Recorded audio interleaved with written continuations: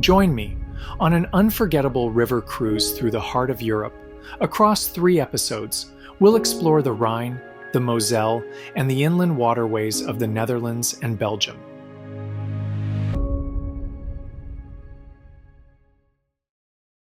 Episode 1 takes us along the Rhine from Basel to Boppard. Episode 2 follows the Moselle's winding course from Koblenz to Trier. And in Episode 3, we return to the Rhine for Cologne and Düsseldorf before cruising through the waterways of the Low Countries, concluding in Brussels. For seasoned river cruisers, this itinerary proves there's always something new to discover. For first-time river cruisers, it offers a taste of the very best each river region has to offer. And at the end of each day's program, we've included a travel tip just for you. Wherever you are in your travel journey, we hope this video inspires your own European river adventure. Our journey began in Basel. Embarkation aboard the supership Victoria set the tone for the luxurious journey ahead. From the moment we stepped on board, it was clear, this ship isn't just transportation, it's a floating boutique hotel. The supership Victoria accommodates just 110 guests, served by a crew of 41. One standout feature of this ship, it has no lower deck staterooms. Every guest stays on either the middle or upper decks, in spacious cabins with panoramic views and abundant natural light. Public spaces include a stunning main lounge with a glass ceiling and floor-to-ceiling windows, multiple dining venues, including the main restaurant and a private dining room reserved for special occasions or exclusive experiences, a spa, fitness room, heated pool, and even a self-service laundry, a rare feature on river ships. Our stateroom was a 253 square feet signature French balcony with the bed facing the river, an enclosed balcony with floor-to-ceiling windows that lower with the touch of a button, a generous walk-in wardrobe, and a spa-inspired double vanity bathroom. Embarkation day is all about settling in, unpacking once, enjoying a welcome drink, and meeting your fellow guests. A peaceful and elegant start to a richly immersive 15-day journey.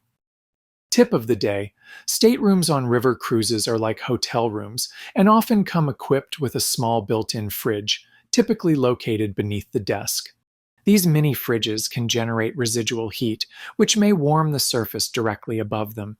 If you're traveling with temperature-sensitive items, like medication, it's best to store them elsewhere. For everything else, the warmth is minimal and shouldn't be a concern. After an overnight stay, we spent day 2 continuing our exploration of Basel, Switzerland's 3rd largest city. It is renowned for its rich cultural heritage, historic architecture, and global prominence in the pharmaceutical industry. Excursion options for the day included hike the Swiss Alps with picnic lunch. This full-day excursion to Mount Rigi featured a guided alpine hike and a picnic lunch with sweeping mountain views. Note that space for this excursion was limited and tended to fill quickly. Alternatively, join the Lucerne walking tour, a scenic and cultural experience through this postcard-perfect city. Space for this tour was also limited and filled up quickly. We opted for the Basel walking tour with local treats. Having previously visited the city during Christmas, we were eager to experience Basel again, this time in summer's golden light. Basel is often referred to as Europe's Pharma Valley, home to industry giants like Roche and Novartis.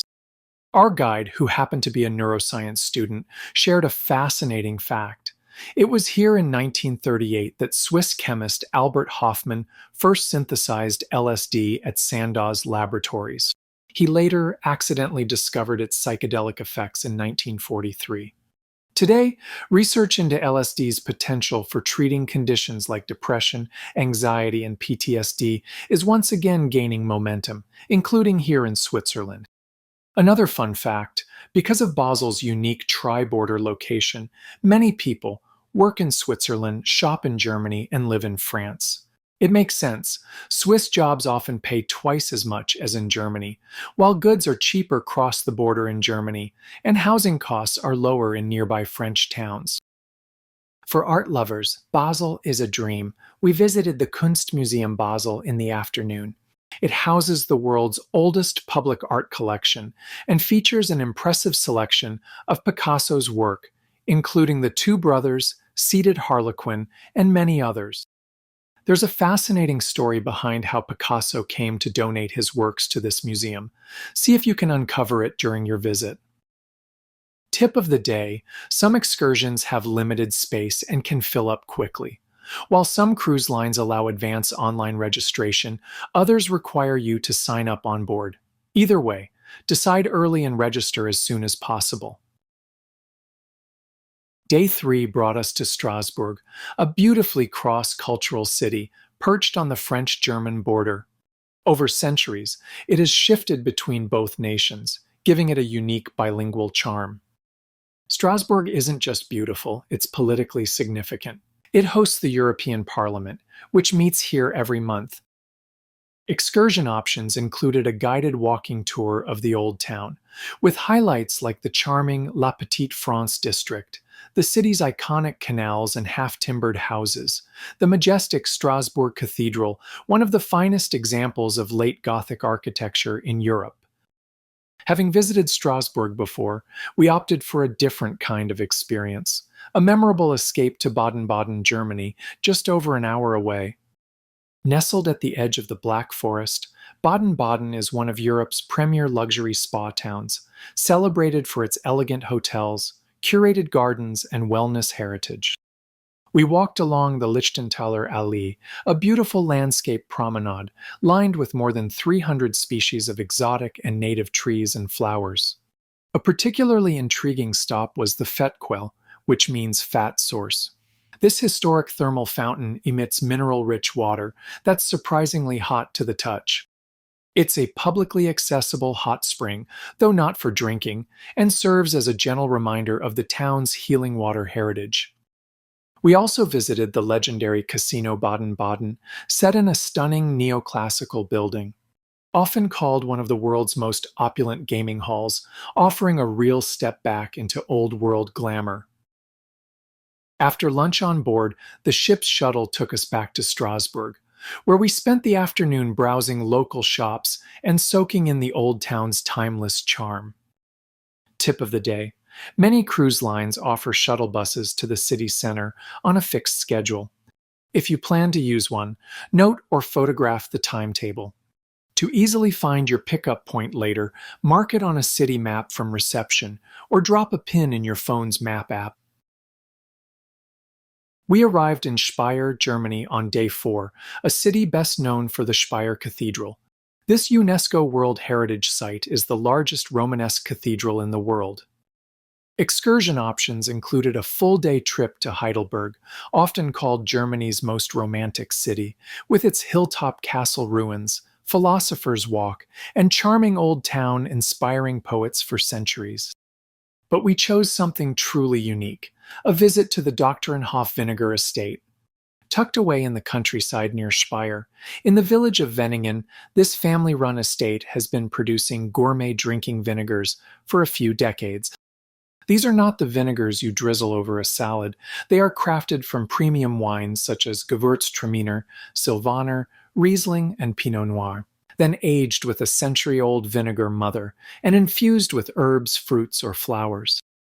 The result is a complex, elegant aperitif meant to be sipped slowly, between courses or after a meal, from a long-stem tasting glass, or added as a final flourish to enhance a dish's flavor. Our visit began with a warm welcome in the garden, followed by donning long robes as soft choral music played. We stepped into the candlelit vinegar cellar, where barrels quietly ferment and mature, and then into the fragrant herb chamber. The experience felt part ritual, part theater. Before the tasting began, we enjoyed a short rest outdoors, sipping ice-cold water delicately infused with vinegar, the perfect refreshment for a summer's day. We began our tasting with Ficus the fig, mild, fruity, and balsamic.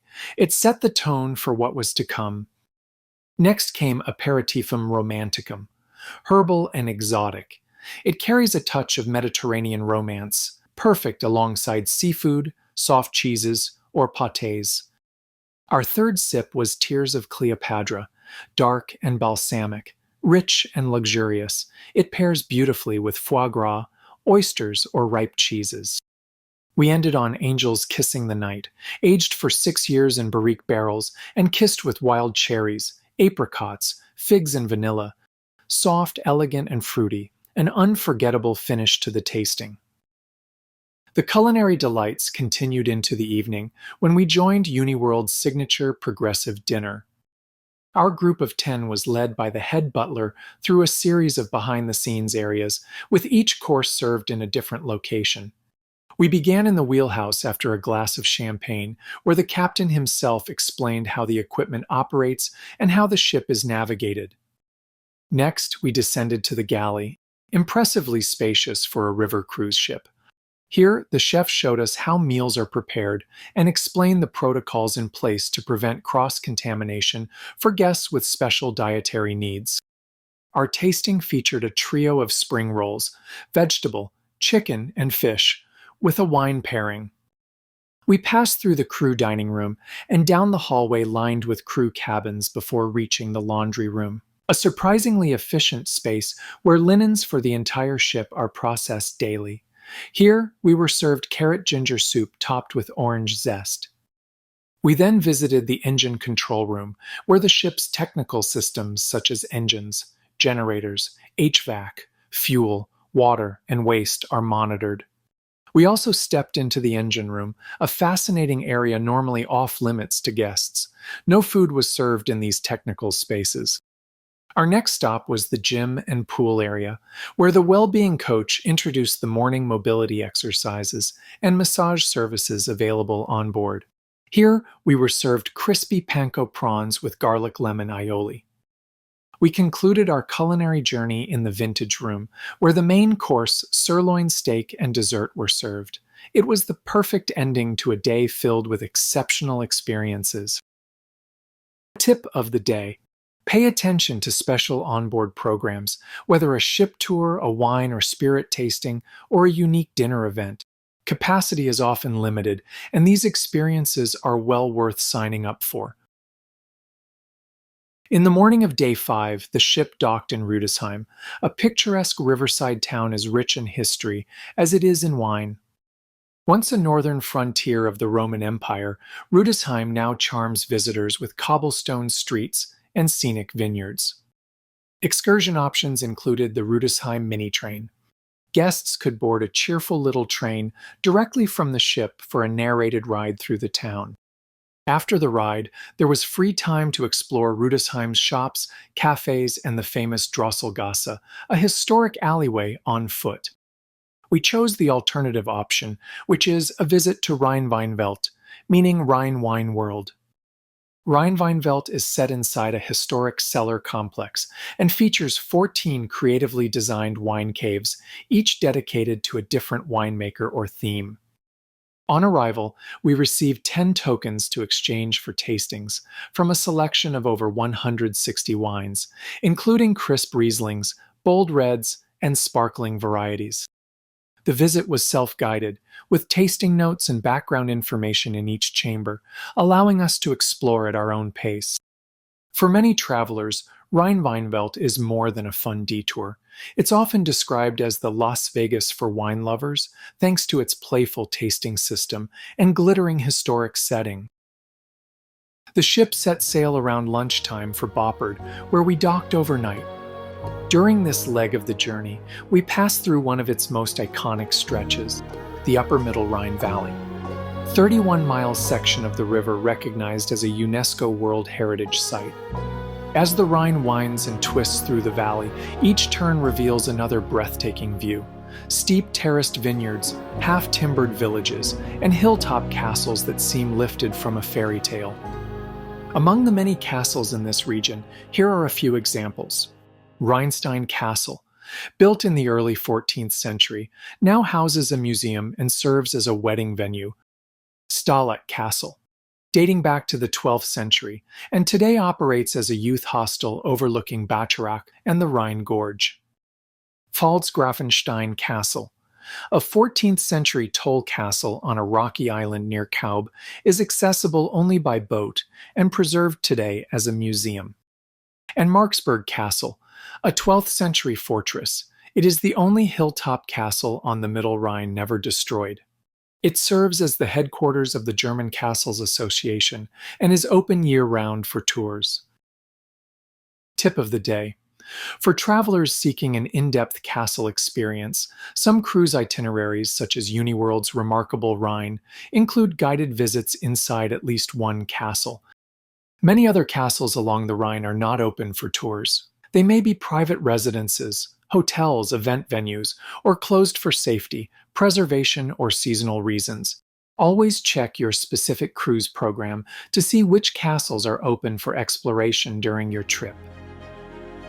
In the next episode, we leave the Rhine behind and begin our journey along the Moselle, one of Europe's most enchanting waterways. If you enjoyed this video, please like and subscribe, and feel free to reach out with any questions about river cruising or travel planning.